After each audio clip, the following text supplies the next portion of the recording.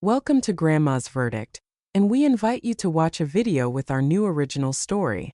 Hannah gently stroked Ethan's head. Don't cry, he's asleep. Don't cry. Her son looked up at her with tear-filled eyes. But why do we live with him? Mom, let's go away. Far away so he can't find us. But how will we live? No one will hit us, no one will scold us, so we'll live well. Ethan let out a quiet sob, and a wave of despair washed over Hannah. What was she doing? It was one thing for her to endure such treatment and beatings from her husband, but what had her son done to deserve it?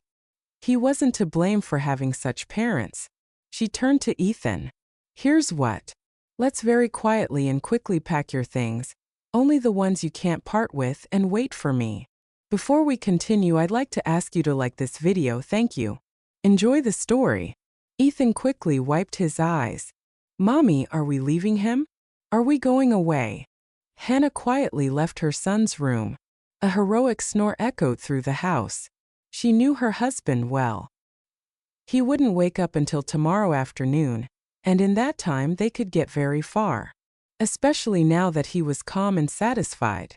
Alexander was a monster. It was a shame, of course, that Hannah hadn't realized it sooner. No, if she had looked closer, if she had analyzed his behavior before Ethan's birth, she probably would have understood something. But she was a young, infatuated girl who didn't notice anything. When Ethan was born and Alex realized that Hannah wasn't going anywhere now, he slowly began to show his true colors. He didn't drink very often, once a week, sometimes once every 2 weeks. Always just one day. But that one day, that one time was enough for them for a long time. When her husband drank, he became a completely different person. All the filth, all the cruelty, and all the bad things that were in him poured out of him non-stop. He would recall some non-existent transgressions of Hannah's and teach her in such a way that bruises were left behind. Later, when Ethan began to understand something and started to cry when his mother was being hurt, his father began to teach him. They lived in fear, knowing that if they even tried to tell anyone, no one would ever believe them. To everyone, Hannah was a lazy woman, living off her husband who worked, built his business, and fed them, clothed them, and provided for them. And all with dignity, no matter how hard it was for him. Hannah had heard all these words from her husband when he was teaching her a lesson, and she believed them because she knew him very well. She quietly tiptoed into his study, entered the password on the safe, quietly opened it, and took her documents and her son's documents. She thought for a moment and took some money. After all, her husband had once sold her apartment, which she had received from the state, to buy this house. She had no idea where they would go. She had no friends left at all, because she was forbidden to communicate with them too. As much as she tried to take only the essentials, she ended up with 2 huge bags. They wouldn't be able to move without attracting attention. And then Hannah smiled. She had a car. Yes, she used it once a year. And it was very old, but it was running. And the fact that it was old was even better. They would attract less attention. They just had to try to drive on roads where there were no cameras. After all, the main highways were literally covered with them. Son, are you ready? Ethan looked at her, frightened. For his 6 years, he had a far too adult look. Mommy, I really want to take my teddy bear. I know he's big, but he's my friend.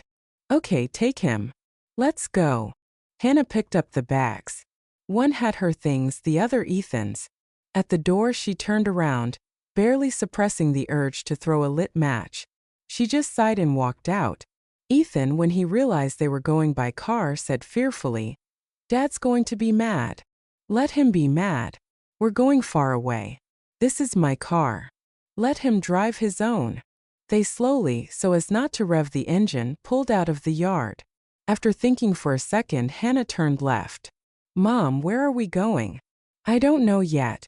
Ethan, we'll stop at a gas station now, get a full tank, and drive as far as the fuel will take us. And then we'll start a new life. And Dad won't find us. And if he does, it won't be for a long time. And by then, you'll be strong and big and able to protect us. Ethan sighed calmly. While Hannah was filling up the car, he made a nest for himself in the back seat, then hugged his teddy bear and dozed off. Hannah had been driving for 4 hours now. Many miles were behind them. It was unlikely that Alex would bother to look for them so far away. He would probably find himself some other little fool. It wouldn't be difficult for him. He was very handsome after all, and he could pull the wool over anyone's eyes better than any magician. She noticed a dirt road that went into some beautiful forests and fields and decisively turned onto it. Most likely there were some villages and settlements there, and there you could probably rent a house or a room. Then she would find a job. And there was a chance that in a village you don't need all sorts of official employment. Or maybe it's not as complicated as in the city. And then they would have more time if Alex did decide to look for them. She turned a few more times, covering her tracks, although by now she was sure that not only would Alex not find them, but they wouldn't be able to get out themselves, because Hannah didn't know the way back for sure. The path was getting narrower. She wanted to turn around, but there was no suitable place. The forest stood like a wall around them. The car suddenly started to sputter. They had just rolled out onto a large clearing, and the car stalled. The sun was rising over the forest, and Hannah turned the key in the ignition again and again. But the car, after a few more sputters, finally died. Oh no! Mom, did something happen? Hannah was ready to bite her tongue, but she couldn't keep silent. Then she sighed. So what? Ethan would have woken up anyway, and she wouldn't have been able to hide anything. I think we've broken down. Ethan quickly crawled to the front to her. Great. We can have a picnic in the woods. Mom, do we have any food with us? Hannah smiled. We do. They sliced some sausage and bread and washed it all down with some water. Well, let's go and see where we are. They climbed a small hill to the very center of the clearing, and from there they saw a house. Oh, Mom, look, a fairy tale house. Yes, exactly like from a fairy tale. It was a good distance to the house, and what had seemed to her to be a clearing, further down the hill, turned into large fields. And somewhere there, the forest began again, and there stood a lonely little house. Okay, let's go get our things and go to that house. Maybe they can tell us who can fix the car. Let's go. They were terribly tired, although they had stopped to rest several times. The tall grass tangled their legs, and it was also wet. In short, they only reached the house by lunchtime. Dirty and hungry. The house was surrounded by a high fence, but the gate was open. Well, why have you stopped? You've completely worn the poor boy out. Come in. Hannah jumped. To the side in the shade stood a woman or a grandmother. It was hard to tell, because the black shawl she was wrapped in hid half of her face. Hello, Mrs. Come into the house. The boy is completely exhausted. Ethan was indeed tired, so much so that he had only one desire: to fall down and sleep. In the house, everything was exactly as they had imagined. The only modern thing was an electric kettle. It didn't fit into the interior at all. Hannah thought, I wonder where they get electricity from in the forest. The old woman was quickly setting the table. Why did you walk through the grass like that? There's a good road on the left. We didn't notice. Well, no wonder. The woman took off her shawl and turned out to be elderly, but not an old woman. After eating, Ethan snuggled up to his mother. What's wrong, son? My head hurts. Hannah put her hand on his forehead. You're burning up. The old woman sighed. All right, I'll make you some medicinal tea now. But I have pills. You don't need to feed a child all sorts of chemicals. And 10 minutes later, Ethan, tucked into bed and wrapped in a blanket, was drinking tea. He was getting better. Hannah could see it. The old woman was stroking his head and whispering something. There is a lot of fear in your son. Well, yes, we have enough fear. Would you let us stay until I find someone to look at our car? The woman looked at her strangely and turned back to Ethan. He seemed to have closed his eyes, as if he wanted to fall asleep, but he kept tossing and turning, moaning. Then the old woman put her hand on his forehead and began to sing softly. Hannah didn't flinch, she froze. She had heard this song only once, but she would never forget it in her life. Once her husband, when he was very drunk, began to talk about his mother. She, you see, abandoned me.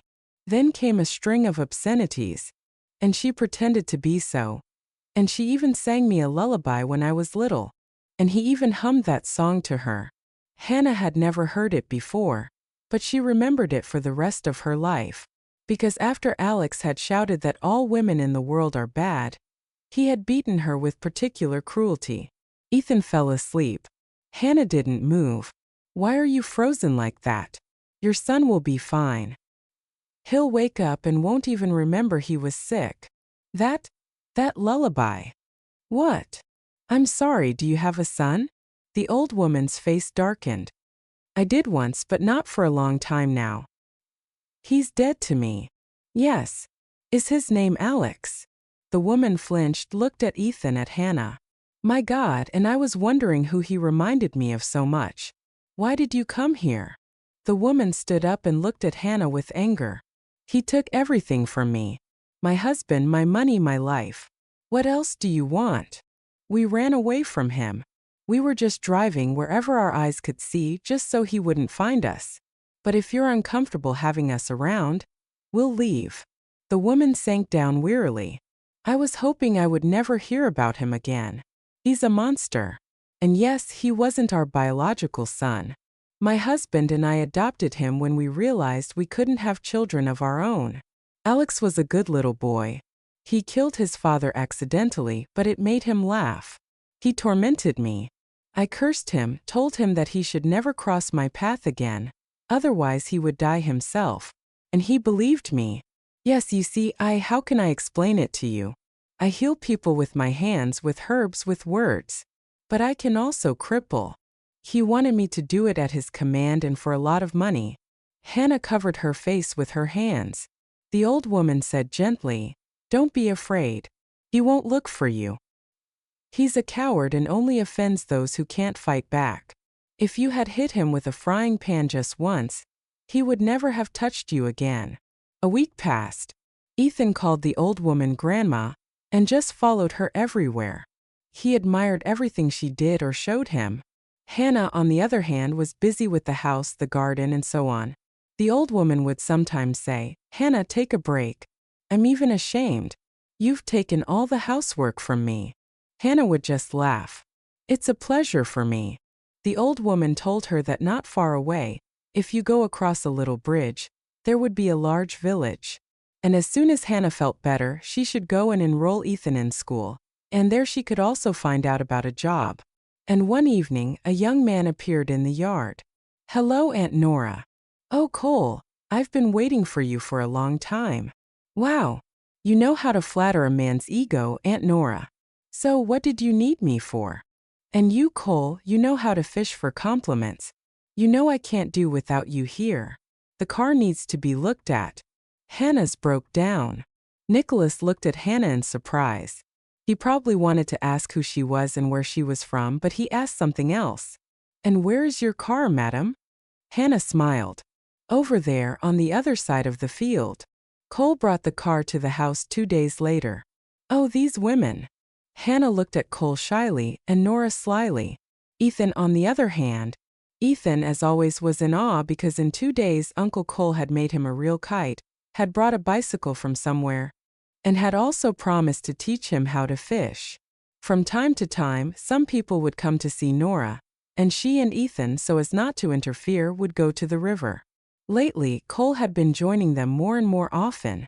Hannah finally couldn't take it anymore and asked, "And how do you guess when we're here?" He looked at her and said seriously, "I feel it with my heart." Hannah blushed and turned away. Cole gently touched her hand and laughed. "It's just that Aunt Nora only receives visitors on certain days and at certain times." Hannah laughed along with him. Cole fell silent and then, without looking at her, he said, "But I wasn't lying about my heart. If I didn't like being around you, I wouldn't come." They sat in silence, watching Ethan, and both thought that it seemed their lives were about to take a new turn. And 6 months later, they got married. Hannah's wedding gift was an unexpected large sum of money deposited into her account. It was from her ex-husband. As it turned out, Nora had visited her son once after all, warning him that in addition to the divorce, he had to pay Hannah her rightful half in compensation for his abuse. Otherwise, he didn't specify what exactly awaited him. If you enjoyed the story, please support me with a subscribe button. Your support is very important to me. Stay with us, watch other life stories, and there are many more new,